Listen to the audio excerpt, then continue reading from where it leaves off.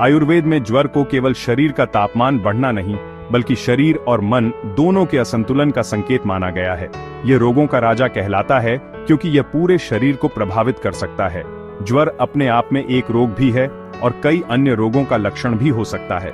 जब पाचन अग्नि मंद पड़ती है तो भोजन ठीक से नहीं पचता और आम नामक विषैले तत्व बनते हैं। यही आम दोषों वात, पित्त, कफ के साथ मिलकर ज्वर का कारण बनता है। गलत खान पान, बासी भोजन, तनाव और ऋतु के विरुद्ध आहार विहार ज्वर के मुख्य कारण है। मानसिक तनाव भी शरीर की संतुलन व्यवस्था को बिगाड़ देता है। बुखार के दौरान भारीपन, भूख न लगना, मुंह का स्वाद बिगड़ना और शरीर में दर्द जैसे लक्षण इसी आम के कारण होते हैं। आयुर्वेद का उपचार केवल तापमान कम करना नहीं, बल्कि आम को पचाना और दोषों को संतुलित करना है। जब तक शरीर में आम है, औषधि का पूरा लाभ नहीं मिलता।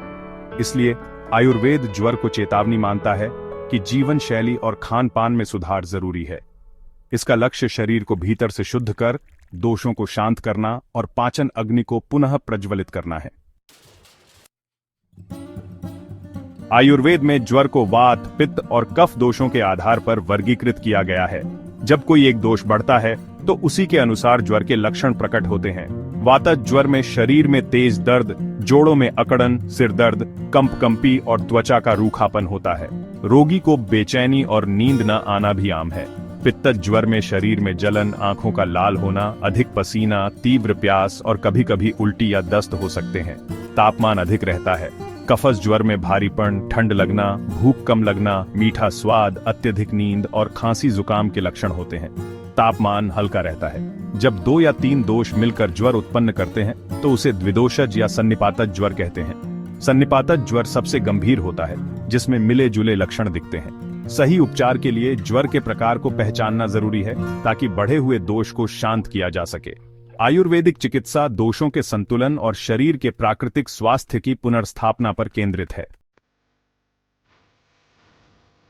आयुर्वेद में ज्वर के उपचार के लिए औषधियों के साथ साथ शरीर की आंतरिक शुद्धि यानी शोधन चिकित्सा पर जोर दिया जाता है। पंचकर्म इसकी मुख्य प्रक्रिया है। पंचकर्म में वमन, विरेचन, बस्ती, नस्य और स्वेदन जैसी क्रियाएं शामिल हैं, जो शरीर से आम और दोषों को बाहर निकालती हैं। वमन कफ दोष के लिए, विरेचन पित्त दोष के लिए और बस्ती वात दोष के लिए सर्वोत्तम मानी जाती है। नस्य सिर और गर्दन के ऊपरी हिस्से के दोषों को दूर करता है, जबकि स्वेदन शरीर में जमा भारीपन और जकड़न को दूर करता है। ये शोधन क्रियाएं रोग प्रतिरोधक क्षमता बढ़ाती हैं और औषधियों के प्रभाव को कई गुना कर देती हैं। ज्वर के पुराने या बार बार लौटने वाले मामलों में शोधन चिकित्सा विशेष रूप से लाभकारी है।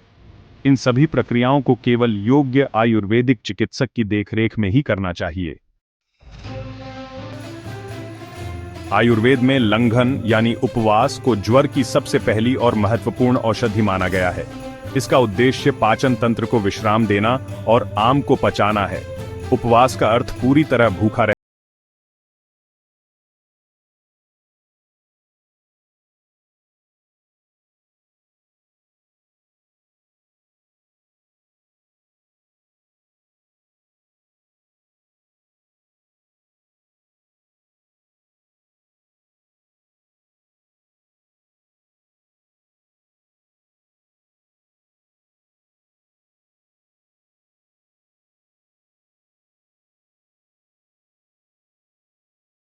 आयुर्वेद में ज्वर के पहले चरण में भारी औषधि नहीं दी जाती।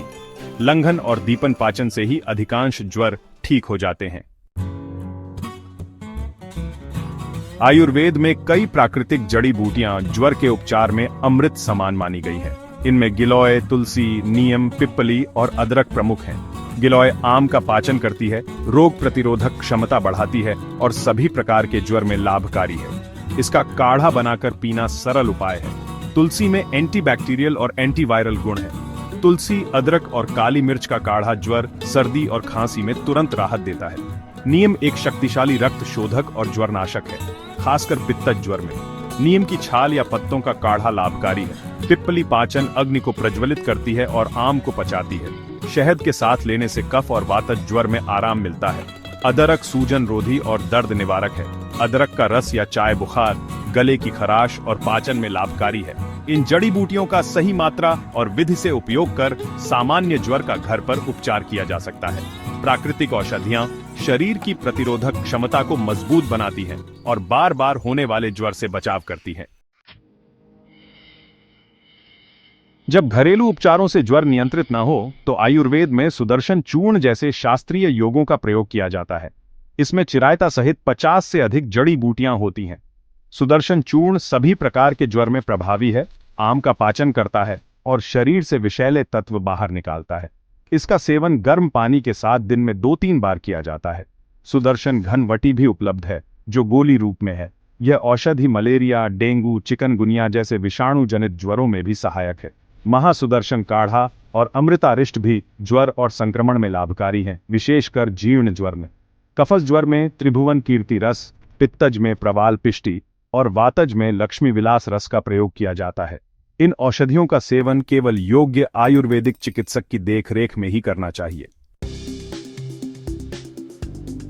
ज्वर में पथ्य अपथ्य का पालन अत्यंत आवश्यक है। जब तक तेज बुखार हो और भूख न लगे तब तक केवल गर्म पानी, तुलसी अदरक का पानी या नारियल पानी लें। भूख लगने पर मूंग दाल का सूप, पतली खिचड़ी, दलिया या हल्की सब्जियों का सूप शुरू करें।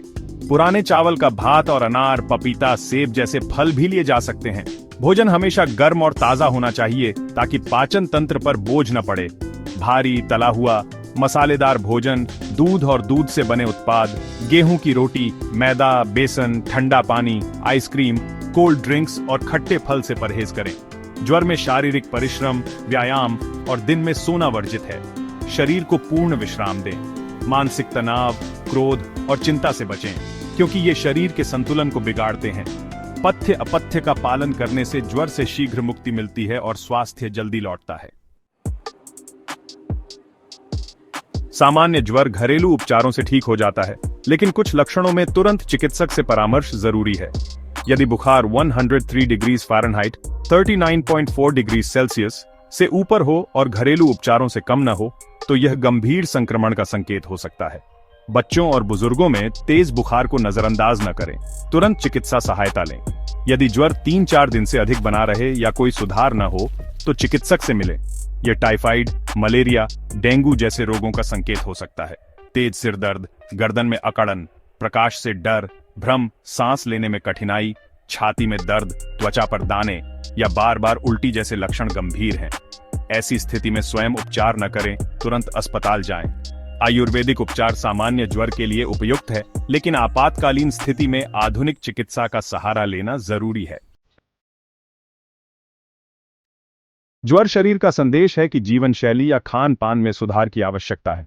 आयुर्वेद ज्वर के मूल कारण को समझकर उसे जड़ से समाप्त करने पर बल देता है। लंघन, दीपन, पाचन, शोधन और प्राकृतिक औषधियां शरीर को भीतर से स्वस्थ बनाती हैं। आयुर्वेदिक सिद्धांतों के अनुसार दिनचर्या, ऋतुचर्या और आहार विहार अपनाने से अधिकांश रोगों से बचा जा सकता है। समय पर सोना, ऋतु के अनुसार भोजन, योग और प्राणायाम, ये सरल नियम स्वास्थ्य के लिए जरूरी है। सामान्य ज्वर में घबराएं नहीं, आयुर्वेद के घरेलू नुस्खे अपनाएं, शरीर को विश्राम दें और हल्का भोजन करें। यदि लक्षण गंभीर हों या बुखार लंबे समय तक बना रहे तो चिकित्सक से परामर्श करें। आयुर्वेद को जीवन में अपनाएं, संतुलित जीवन शैली और सकारात्मक सोच के साथ दीर्घ, सुखी और आरोग्यपूर्ण जीवन का आनंद लें।